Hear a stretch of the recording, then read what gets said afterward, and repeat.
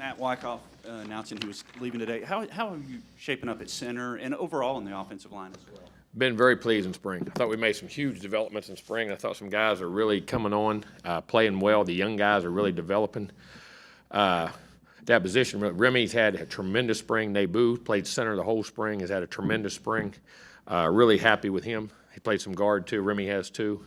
I think both those guys, you can see being here, doing it. I think I'm really excited about that whole group on the offense. I mean, Dewberry's had a good spring. Layton's had a really good spring. Fathery, Basantis has been awesome. I mean, that whole group, I'm trying to make sure as we go through right here. Aki, said Layton. Of course, Shanahan wasn't in there because he was coming off his surgery. Of course, you get Bryce back. Deuce has been really good. You get Hunter Erb back, coming back. Dewberry, I said, crown over. He's really made some strides. Chase has really done a great job. Nate Boo's had an outstanding spring. Layden, Shanahan going Strickland, and Colton Thomas for a new guy. And of course, you'll get Trey Zune back. You'll get Hunter Erb back. You'll get, of course, Bankhead's been banged up. He'll be out there. What else am I missing? I feel like I'm missing. Oh, Shanahan. And of course, I was keeping Bryce. Of course, we'll get Bryce back. So I'm really excited about that. But those young guys, not just playing and knowing, but physically really good players. I'm really excited about that group. Are you at about 74 or 75 scholarships? Somewhere in there right now. And then what are the intentions? Do you plan to be at 85 or just wait? You're never. I mean, like I said, depending, we'll go into portal. We'll see what goes on when the portal opens up Saturday. And we've got our eyes on guys that are in the portal and things that go on. We'll be very active in it and have been with some of the visits and the other guys coming in, and we'll go where we got. But usually I hate to say that. Like I said, the whole time at Florida State, the most we ever had was 81. The most we ever had was 81. We usually stayed between 78 to 80, 81, 82. We would always have guys that we thought were really legit, and sometimes your walk-ons earned those spots too. But if we go to 85, we'll go to 85. That depends on how that portal goes. Second row, David. And times we've been here, we've been probably same thing, 81, 82, somewhere in that range right there the whole time we've been here. And then always you have 2 or 3 walk-ons you reward who've done a great job and earned scholarships and done things. Jimbo, how do you measure success in the spring, and what has it told you in the past about maybe what the fall could look like? Fundamentals. At the end of the day, more football games are lost than are won. And you got to be able to understand how to get your alignments, your assignments, your techniques, and be understanding in your communications and giving yourself a chance to be successful, and then let the talent take over and how you play. And I've been very pleased with the physicality, the energy on both sides. I'm talking about both sides. The practices have been really competitive, really physical, very energizing, as I say. It's never, it hasn't been you haven't had okay, you'll go through spring. What I've been the happiest about, and we still got 2 today and tomorrow before we have the spring game, you start getting to the end, sometimes those guys get banged, you get bruised, you have one of those, sometimes you got to keep pushing them. You know what I mean? We haven't had that. We've had great energy in practice, and I think that's a sign of leadership, maturity, and I think just energy and guys competition. And I've been very pleased with that part of how we're going about our business on both sides of the ball. And in special teams. Guys have been very energetic in special teams, and I think we've taken some good strides there too. Coach will go back behind the lights to the left. Hey, Jimbo, you talked about the offensive line, but what other areas maybe has competition maybe surprised you in the spring? I don't think it was ever surprised me. I think all of it. I think the young receivers coming in have done a great job.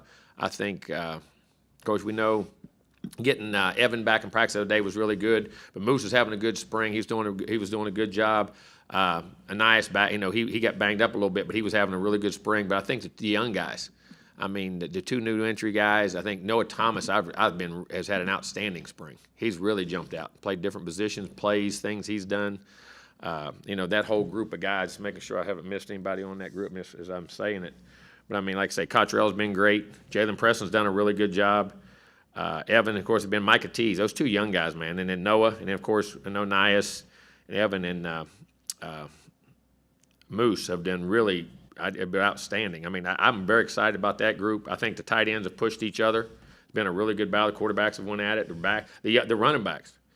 Amari Moss was dinged up a little bit early with just a little hammy, but he had an outstanding scrimmage the other day. I was really pleased. Ruben's coming on nice. Amari's done a great job. Ernest in that group. Defensive line, the emergence. I think Walters had an outstanding spring. Really has jumped. His size, his quickness, his athleticism. Albert Regis been really good. Shamar Turner's been outstanding the whole spring. I think he's been really. dynamic in a lot of areas. I mean, Dendy's growing. Diggs, of course, is leadership. I mean, all those guys. I haven't been to Shamar, Eni, LT. I mean, all those guys. The linebackers, Coop I thought Coop played really well in the scrimmage the other day. I was really pleased with him. Martrell's making strides. The two young linebackers, Sanford and York, I've been really pleased with. I mean, those guys picking it up and making plays. I mean, those guys are smart. I've been productive. Tony Grimes has been a great addition. Like I say, him and Sam been out there every day. They're there every day. A couple of those guys like Javon have been nicked up, but when they were there, I mean, him and those guys, it's a really good group. Bryce Anderson's, I think, had a super spring. Been really. Gilbert was having a really good spring. He's back. He got dinged up for a day or two, and he's back. Damani, Jacoby, Jared. I mean, that group, it's been a really competitive group. I can't sit here and say guys aren't being competitive and different spots, moving them in different positions, whether you're a nickel, you're a dime, you're a free, you're a strong, because those all positions all got to be interchangeable now. They're all like receivers. You're a slot, you're an outside. You move in by plays, you move in, where you're at, back tight ends in the back. I mean, sometimes tight ends are here. You have to be multifaceted as a player now and then wherever you're at on offense or defense. And I like the competition. I mean, there's a long way to go, man. And I think, and we're just keep stressing the fundamentals of things, but the competition level and the energy level, I've been extremely pleased with. Have been. Front Kickers right, and punters have done a real good job. front right. Snappers. Go ahead, Cole. Jimbo, you mentioned some players who were going to miss part of the spring due to injuries or because of They have other- surgeries at the end of the season and stuff like that. Is there anybody who you could say right now won't be available for Saturday? I don't know about Saturday. Oh, yeah, for Saturday, all the same guys. That But haven't no, been. anybody on top of the guys who you already mentioned? Maybe 18, the tight end. He had his ankle turned the other day in the scrimmage, was having a good scrimmage. Donovan Green turned an ankle. Other than that, I should be pretty clean, I would say. And then you mentioned the transfer portal opening up starting on Saturday. With your philosophy, is it just simple supply and demand of adding a player by losing a player at the same position? You get the or is best it- players you can to get the best 85. Our philosophy is get the best players on the field and create the most competition within your team, and the best players play. I mean, it's that simple. And also facets, can they, when you get into the transfer portal, you get into a lot of things. Do they fit you? Do you have, another thing is, how many experienced guys do you have at a position, or how many starters coming back? Because most guys that transfer, why are they transferring? They want to play. Well, if you got other guys that are playing and have returning starters, you have multiple returning starters, it makes it tough at different positions. But you have to show them the opportunities that, you can have more, the way you can get guys the ball, or the way packages on defense that you can be like a starter, because you can be a starter and play just as many plays as a starter based off the different multiple packages you have and how you have to play. So, I think those things, and you need starters. You'll need starters. You'll need guys that can fill in and compete every day. And where you're at. So, and I think other thing, you got transfer. Well, you got also the academic parts of things. When you get into transfers and guys haven't graduated, or you have to get into majors of what your graduate students are, when they're coming, does your school accept that many hours and make them eligible? Do they get ineligible? See, that's a big factor that no one talks about. Some schools don't accept a lot of hours. So if a guy's so far along in his degree and he has to be at 75 or 80%, and your school doesn't accept that, you can't take them. There's facets of that too that go into transfer portals that people don't talk about, especially when you're a very high academic school, and A&M is a very good academic school. So those are all facets that go into transfers and what you're trying to do. Front left, Travis. Jimbo, 2 questions. First, any status update on Tyron Smith? Any what? Update on Tyron Smith, if he's still No, I think he's planning on going back. going back? Okay. And then I know there's some conversation about maybe in the future the possibility of teams scrimmaging other maybe FCS teams for a spring game instead of what are the pros and cons of that in your mind? I don't like it.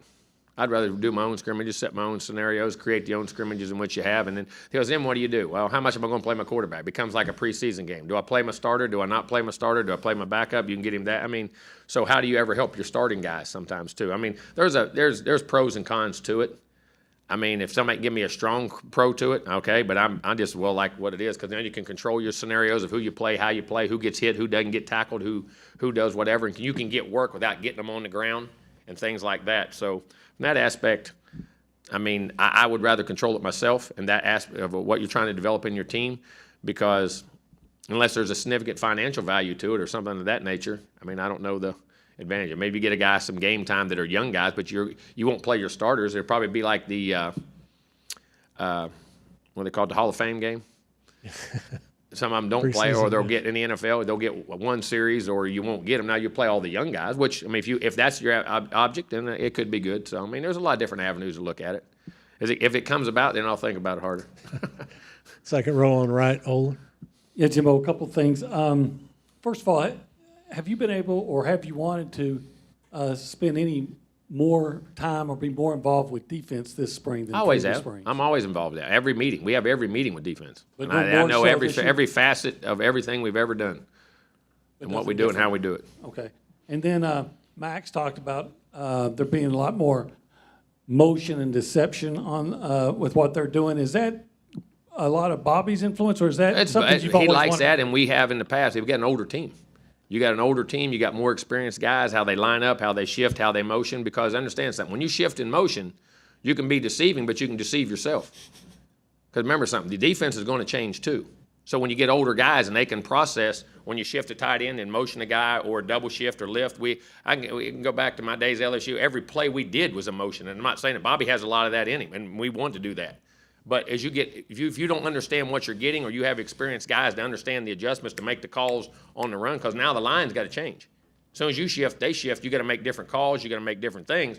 And as what we are excited about, we have more experienced guys, which allows you to create more deception and more of those things, which I think is really good. The left, third row, Carter. Yeah, Jimbo, what can fans expect just from the spring game as far as a format and how different We'll will go it be? probably like a 1 offense and a 2 defense versus a 2 offense and a 1 defense. You know what I mean? Those would be on teams. I like to create teams. I don't like to go offense, defense, scoring. I like to create a game-typical scoring situation because it makes it real. And we'll punt. We'll do everything. We just got to flip the end. We always got to be going one way. We can't run into the fences down there on the other end when we're working on the stadium. So we'll always have to flip. We'll kick it and then flip to get the field position back or whatever you got, or back them up or whatever, and then we'll and play. But we'll play it as the scoring part. We'll kick off. We'll punt. We'll do everything just like you would do in a normal game. Except we will have like I say, I'll have the 1 offense and the 2 defense and the vice versa. You know, them guys on the team, so you can at least have a competitive game type scoring situation. I hate all the. Well, defense gets 3 points for a stop and 2 points for I feel like I'm playing flag. You know what I mean? And you get it, how much for an interception or whatever you get. I mean, it's a real game. I mean, let it transition into the next part of it. I never did understand those scores. Say, well, defense only gets 2 for this or 3 for that. Sometimes they need to get more for things they do. So we'll try to make it as game-oriented from a scoring position as we can. And y'all will draft teams? No, we probably won't this year as much. Depending, we possibly could. We're debating that right now, which way we want to go with that. And then Monty was talking about Connor for a little bit and talking about how he kind of has this swag to him. He compared him to Johnny Manziel just from a – No, he ain't never met Johnny. How in the heck would he say that? I'd say, I mean, that's a great thing from a confidence standpoint. yeah, but from a confidence and just how he carries himself as a guy who's only been here for a year, coming into his sophomore year, is that pretty rare from what you've seen? No. When you're a good player and you feel good about yourself and you're confident in yourself, you carry yourself that way. I mean, you carry yourself with confidence, not arrogance. And I think that's what he means. And the good players that I've ever been around, the great ones, whatever you want to say, they believe in themselves and they carry themselves that way. Especially if you're the leader and you're snapping the ball every day. If you don't, there's not many people going to follow you. But also they ain't going to follow if you're arrogant. I think he has a great mix of that. He does a really good job of being confident and not arrogant. You know what I mean? In what he does and how he plays. Brett, you wrap us up? Every coach has his own terminology. How are y'all treating that with you and Bobby Petrino? Is it a kind of a mix of terminology and work, or We're trying to keep, listen, terminology ain't about us. It's about the players. See, if your players, your terminology has got to be similar for your players. You can take any play and you can take anybody's plays off any team and put them in your own terminology. And you try to do that as much as you can not for us. It has nothing to do with me or Bobby. It has to do with the players. Because when they have to learn a whole new language, what you've done, I just like, all right, write that piece you're going to write right now, write it in French.